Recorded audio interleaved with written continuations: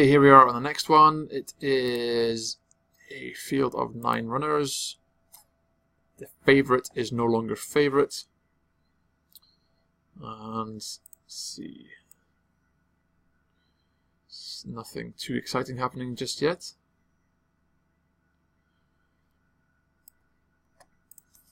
You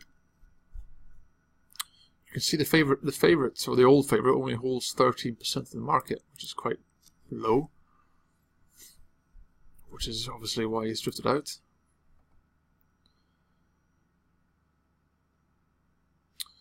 So I'm going to place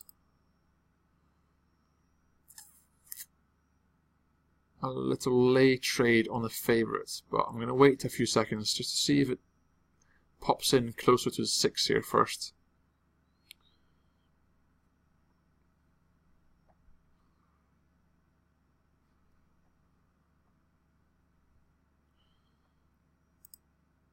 So you can see there's not really much happening at all here. I just need to basically just buy my time and wait. Oopsie. Just to see if anything comes up.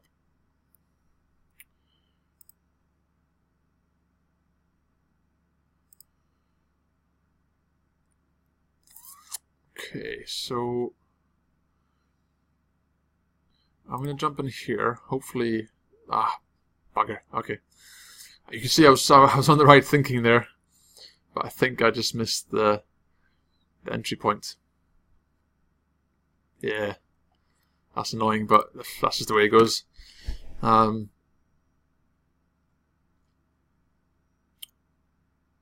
So I was hoping to lay it there at 6.4, just because it's been drifting all day.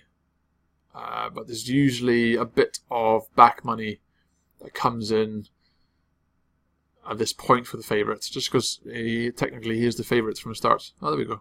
I got matched in the end. So I'm quite happy to lay this here, purely because I know that there's a reasonable chance this will keep drifting. Okay, that's basically what I'm trying to say. That is based on the fact that there are 2 horses that are lower priced. You can see they hold a bigger percentage of the book, and the favourite is obviously weak. It's obviously not fancied, and so I'm quite happy to lay that there just now. Obviously, if it comes down to the £1 mark, I'll close off for a loss, but I'm quite happy to leave that there right now, and I'll pop in a couple of exit trades there, and I'll leave it there for the next few minutes just to see if it matures. Again, I'm using small stakes to illustrate to all the newbie traders that you can make a significant amount of money that will make a difference to your confidence and to your bank with using small stakes. You don't have to use big stakes, especially when you're starting out, because you are going to make mistakes.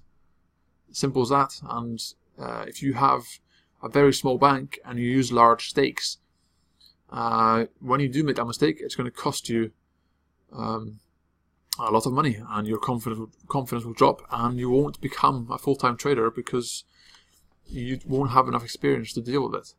But if you use small stakes, you will have the time to watch markets mature. You have the time to watch things as they develop, and you'll learn from your mistakes in a very, very cheap manner. So you can see now that this trade is going against me, right? I was wrong, right? We'll see what happens, but if I'm wrong, I lose £1, right?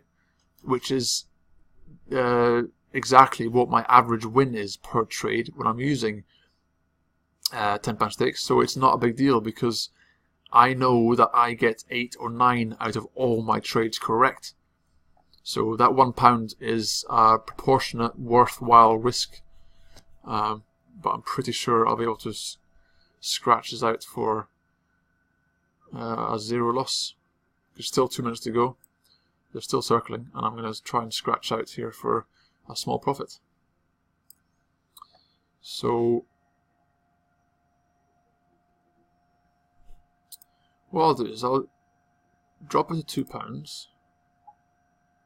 Oops, it's hit my stop loss there. Again, that's what it's there for, right? It's not a big deal. And it's hit the stop loss because the the commentators are talking about the favourite. And so I'm going to lay it there, because as soon as they stop talking about him, and he's in the back of the field, I'm hoping that his price will drift back up to where it should be. Still a minute to go, so I'm quite happy to let this sit there.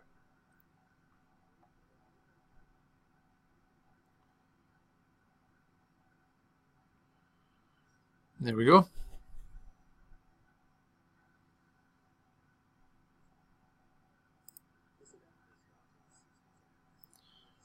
So with 60 seconds to go, I'm just going to trade that out there, reduce my loss a little bit.